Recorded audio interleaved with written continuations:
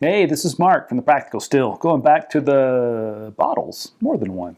So rather than a back to a bottle, I'm going to go back to a bunch of Russell's bottles, because it happens that I'm down towards the end of quite a few of them.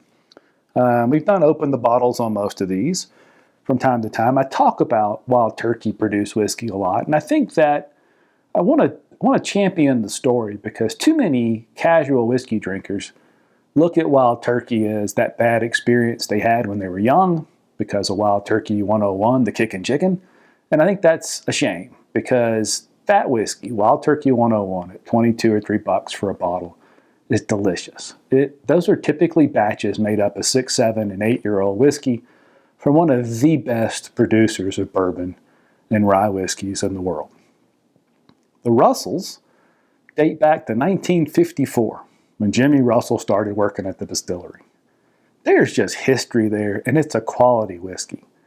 If you don't believe me, take a chance. Spend $20-something, buy a bottle of Wild Turkey 101, and then move up, because these Russells reserve single barrels. This one happens to be a club pick, but you can get these in most stores in the country, sitting on a shelf, the standard issue single barrels. They're 110 proof. They'll range between 8 and 10 years old. They're just delicious, and they're about $55. This single barrel rye, again, this is a standard store issue. I think they do single barrel picks of those too. It's $75, which is not nothing. But an 8 to 9+ year old single barrel rye from Wild Turkey for $75 when, goodness, other brands are selling for double and triple that for aged rye whiskey. It's just outstanding, and it is delicious. I've got a video I'm working on that tried to compare even the Wild Turkey Cornerstone, $175 bottle of rye whiskey, which was really good, but it wasn't $100 better than this. And I think that's part of Wild Turkey's problem. If 101's that good, and it is, it's really hard to stretch that much further when you get into something like the Master's Keep collection, which is all delicious whiskey and clearly better in many dimensions. But is it that much better? I don't know. Then you got something like the Russell's Reserve 6-year rye. I can buy these, they're $40 bottles, but I see them on sale for $28, $30 all the time. They're just delicious.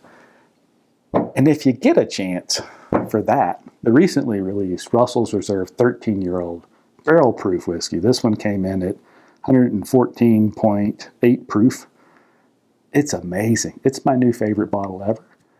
I guess the moral of the story is, if you're not digging Wild Turkey whiskey, please give it a try, because for whatever reason, the whiskey geeks aren't paying so much attention to it. This is the first one that really has brought big multiples in a long, long time on the secondary market, which means you can just amble into whatever liquor store you like and pick these guys up all the time.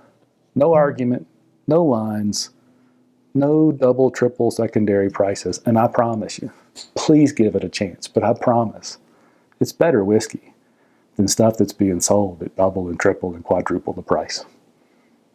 Let me know what you think. Give it a shot. Let me hear from you. Cheers.